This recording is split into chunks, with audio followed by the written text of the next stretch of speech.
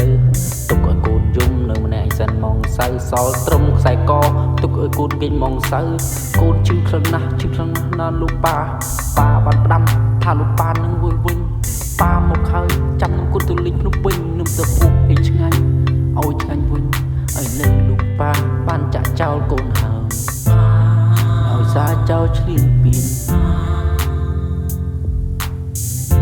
ទើបប៉ាឃ្លាតពីកូនហើយសល់ត្រឹមបណ្ដាំចុងក្រោយ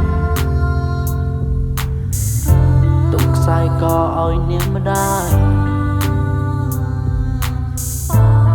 ពេលប៉ាឃ្លាតទៅឆ្ងាយ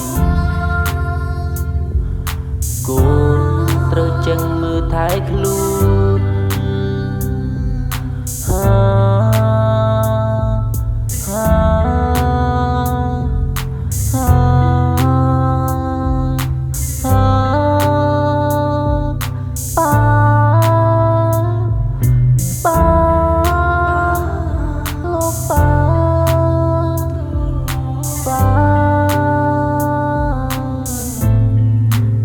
ចាំតែរឿងរ៉ាវទាំងអស់កូននឹងខំប្រឹង